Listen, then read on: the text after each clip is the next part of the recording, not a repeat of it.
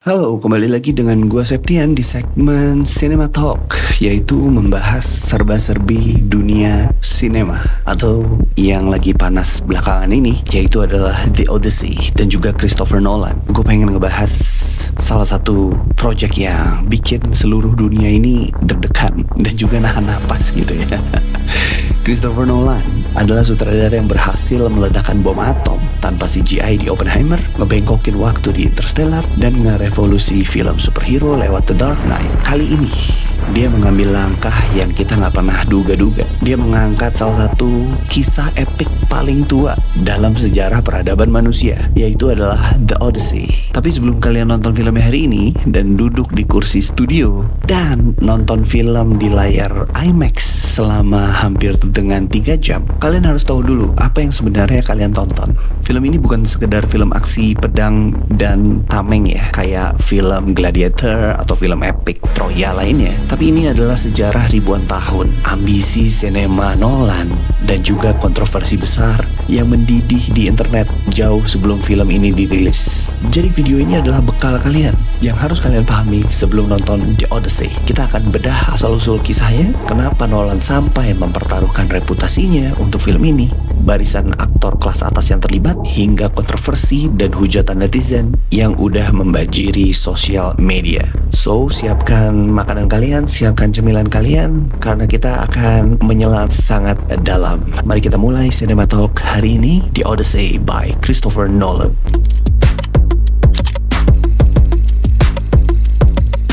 Sebelum kita bahas film ya, kita harus tahu ini tuh kisah adaptasi dari apa gitu ya. Jadi kita harus kembali ke abad 8 atau ke abad 7 sebelum Masehi. Kita harus berbicara tentang Homer, bukan The Simpsons, tapi Homer sang penulis gitu ya. Homer itu siapa sih? Homer itu kalau kalian cari di buku sejarah, Homer itu sering digambarkan sebagai seorang penyair buta asal Elonia yang menciptakan 2 karya fundamental literatur, The Iliad dan The Odyssey.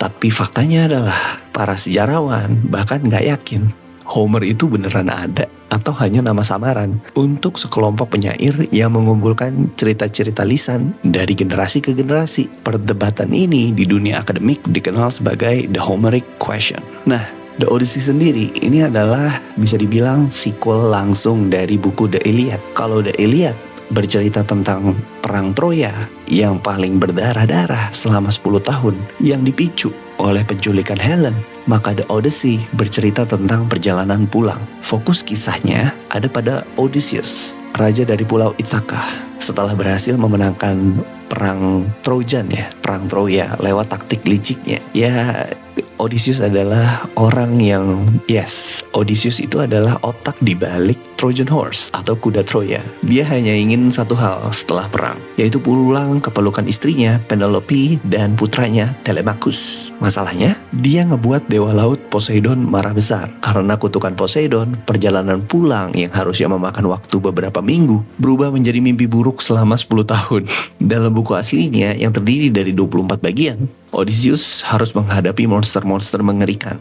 Ada Cyclops bernama Polyphemus yang matanya ditusuk oleh Odysseus. Ada penyihir Circe yang mengubah krunya menjadi babi. Ada monster laut Scylla dan pusaran air maut Charybdis. Hingga godaan para siren yang nyanyiannya bikin para pelaut ini bunuh diri. Sementara itu, di Ithaka, rumahnya diinvasi oleh ratusan pria yang disebut The Suitors. Mereka mengira Odysseus itu udah mati, dan mereka menghabiskan hartanya Odysseus dan memaksa Penelope untuk memilih salah satu dari mereka sebagai suami yang baru. Inti dari The Odyssey bukan sekedar melawan monster. Ini adalah cerita tentang ketahanan mental, konsep xenia, hukum keramah tamahan Yunani kuno, kesetiaan, dan kecerdasan manusia melawan kehendak takdir dan para dewa. Bisa dibilang ini adalah kisah survival thriller paling tua di dunia.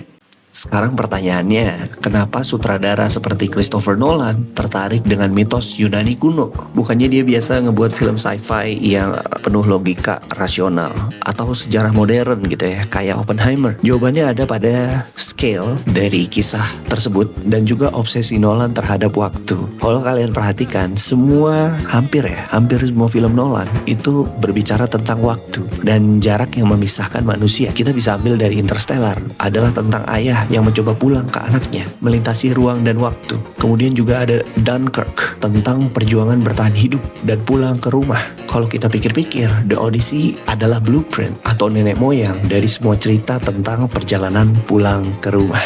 Nolan ngelihat Odysseus sebagai protagonis yang sangat kompleks, licik, tapi juga rapuh. Terus kita juga bicara soal produksi. Budget untuk film ini katanya tuh membengkak banget dan udah pasti di atas 200 juta dolar. Ya, kenapa bisa terjadi ya? Karena Nolan itu menghindari penggunaan green screen atau CGI. Ketika Hollywood biasanya ngebuat monster laut dan dewa-dewa Yunani itu ke dalam bentuk CGI, Nolan katanya menggunakan efek praktikal. Skala produksinya juga melibatkan pembuatan kapal laut sungguhan, syuting di lautan atau di kolam yang disetting seperti ombak-ombak lautan gitu ya. Kemudian juga menggunakan miniatur yang raksasa, animatronik, dan juga trik kamera optikal untuk menciptakan ilusi monster seperti Cyclops dan Scylla. Ya, bisa dibilang production levelnya Nolan untuk film The Odyssey ini ekstrim banget ya. Dan sudah pasti kru-krunya ini udah bukan capek lagi guys, tapi bonyok, udah pasti bonyok lah bikin film ini. Dan alasan ketiganya atau terakhirnya udah pasti IMAX. Karena ini skalanya epic, Nolan tuh mengembalikan format IMAX 70mm. Ini adalah format dengan resolusi tertinggi yang pernah diciptakan dalam sejarah sinema. Kamera ini berat, berisik, roll filmnya juga mahal banget dan jumbo.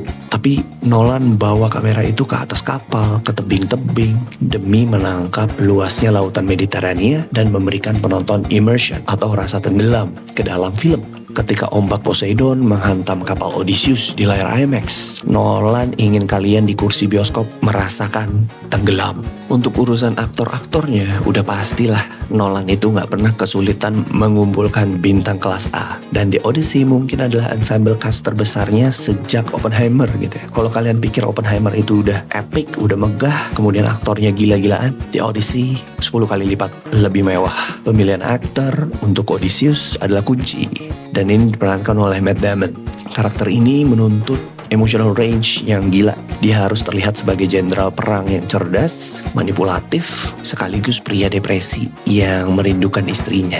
Deretan aktor yang terlibat di sini benar-benar A-list semua. Kalian bisa lihat lah. Gua nggak akan nyebutin satu-satu. Kalian lihat sendiri aja. Nolan itu selalu mencampur kolaborator setianya dengan wajah-wajah baru yang bisa memberikan performa teatrikal yang dibutuhkan untuk literatur klasik ini. Setiap dewa, setiap raja, dan setiap kru kapal diisi oleh aktor yang sudah punya nama besar. Jadi ini bukan sekedar film ya, ini adalah panggung teater ya sebenarnya. Dan udah pasti para bintang-bintang mewah ini beban ekspektasinya luar biasa tinggi. Dan mampukah mereka membawakan dialog yang diadaptasi dari puisi kuno tanpa terdengar cringe atau terlalu kaku? Nah, inilah yang jadi perdebatannya, karena dialognya terasa sangat modern. Kita langsung aja lah bahas kontroversinya. Dengan nama yang besar, karya yang besar, dan skala yang besar, datang pula masalah yang besar. Sejak proyek ini diumumkan dan materi promosinya mulai menyebar, internet langsung meledak dalam perdebatan. Ada beberapa kontroversi utama yang menyelimuti The Odyssey versi Nolan ini. Pertama, akurasi sejarah versus mitologi. Banyak banget purist atau penggemar berat mitologi Yunani sangat protektif terhadap karya Homer. Ada perdebatan panas di Reddit dan Twitter gitu ya, tentang bagaimana Nolan menggroundedkan sebuah cerita. The Odyssey-nya Nolan nih terlalu dibuat grounded dan terlalu dibuat realistis. Apakah dewa-dewa akan benar-benar muncul sebagai raksasa bercahaya, atau Nolan akan menginterpretasikan mereka sebagai fenomena alam atau sekedar halusinasi psikologis dari Odysseus? Banyak yang takut Nolan akan menghilangkan elemen magis atau kliniknya lah dari The Odyssey demi realisme. Padahal elemen fantasi itulah inti dari petualangannya Odysseus. Gue takutnya sih ada time delusion lagi ya, dibuat kayak Interstellar, dan itu jadi alasan Odysseus gak pulang-pulang selama 10 tahun. Alih-alih dikutuk Poseidon gitu ya. Kontroversi kedua, pendekatan karakter Odysseus. Dalam budaya modern, pahlawan sering dibuat suci. Tapi Odysseus di buku aslinya adalah pria yang sangat abu-abu. Dia berselingkuh dengan Dewi meskipun di luar kendalinya. Dia kadang sombong yang menyebabkan krunya tewas, dan dia sangat brutal di akhir cerita. Ada kekhawatiran apakah Nolan akan melembutkan karakter ini agar lebih disukai penonton atau membiarkan sebrutal aslinya. Ketiga, casting dan representasi. Seperti biasa, setiap kali ada adaptasi cerita kuno, perdebatan soal ras dan etnis aktor selalu menjadi bahan bakar culture war di internet. Apakah aktor-aktornya cukup merepresentasikan orang Mediterania atau Yunani kuno? Ya, kalian bisa lihat sendiri ya. Pemilihan aktris aktor Nolan itu diperdebatkan karena nggak sesuai dengan etnis Yunani kuno gitu ya, yang orangnya putih-putih, tinggi-tinggi. Dan ini menyebabkan culture war gila-gilaan di kolom komentar countdown trailernya The Odyssey. Dislike-nya ribuan, ratusan ribu lah dislike di video YouTube tersebut. Kalian lihat sendirilah, gila-gila komentarnya. Ya, gara-gara perdebatan tersebut, ini menjadi salah satu gelombang pesimisme ya. Walaupun ini filmnya Nolan, komentar negatif tersebut banjir bahkan sebelum filmnya itu tayang. Why? Banyak penonton ngerasa lelah dengan film epik berdurasi 3 jam. Beberapa komentar tajam membandingkannya dengan film-film epik sejarah tahun 2000-an seperti Troy, yang meskipun menghibur, sebenarnya film-film tersebut masih dianggap gagal menangkap keindahan sastra aslinya. Lah, apa kabar Nolan? Udah pemilihan aktor-aktris yang gak sesuai harapan para purist karena aktor-aktrisnya itu sangat diverse. Film yang kayak Troy yang full white aja kena rujak gitu loh, dan dibilang masih gagal menangkap keindahan sastra aslinya. Apa kabar Nolan yang udah diperdebatkan sama orang-orang? Ada juga keraguan besar terhadap audio khas Nolan. Kita semua tahu di film Tenet atau Interstellar, dialognya Nolan itu ketutup dengan musik dan sound effect yang keras gitu ya. Selain itu, ambisi menggunakan practical effects untuk monster-monster mitologi membuat beberapa pengamat skeptis. Gimana caranya ngebuat monster Scylla? Gimana caranya buat monster Cyclops gitu ya? Pesimisme ini jadi bola salju liar di forum-forum film. Banyak yang memprediksi bahwa ini akan menjadi kegagalan Nolan yang paling besar sepanjang sejarah. So here we are, berada di ambang salah satu perilisan film paling beresiko di dekade ini ya. Akankah The Odyssey versi Christopher Nolan mampu membungkam semua komentar negatif dan kontroversi di internet? Ataukah film ini justru menjadi bahan perdebatan yang jauh lebih panas setelah tayang? Jika Nolan berhasil, dia tidak hanya membuktikan bahwa dia masih menjadi raja sinema gitu ya, tapi dia juga berhasil membuktikan bahwa literatur kuno berusia ribuan tahun masih sangat relevan dengan manusia modern. Dia bisa mengangkat standar adaptasi mitologi ke level masterpiece cinematic. Tapi kalau gagal, film ini akan dicap sebagai eksperimen mahal yang berantakan. Sebuah ambisi buta dari seorang sutradara yang diberikan kebebasan finansial tanpa batas oleh studio, hanya untuk hancur oleh ambisinya sendiri. So, buat yang pengen nonton, kita coba kesampingkan dulu sejenak semua noise, semua kontroversi dan perdebatan di internet. Masuklah ke bioskop, cari kursi paling enak di IMAX, dan biarkan diri kalian dibawa dalam perjalanan melintasi perjalanan Odysseus. Tontonlah sebagai sebuah pengalaman. Kalau kalian optimis gak dengan mahakarya Homer ini ada di tangan Nolan? Atau kalian adalah salah satu netizen yang skeptis dan pesimis dengan Christopher Nolan? Tulis opini kalian di kolom komentar. Kita diskusikan bareng-bareng. Jangan lupa untuk like video ini kalau kalian ngerasa ini adalah persiapan nonton film The Odyssey dan kalian udah siap untuk nonton film Odyssey berdurasi 3 jam. Dan jangan lupa untuk subscribe agar gak ketinggalan review penuh The Odyssey setelah gua nonton nanti.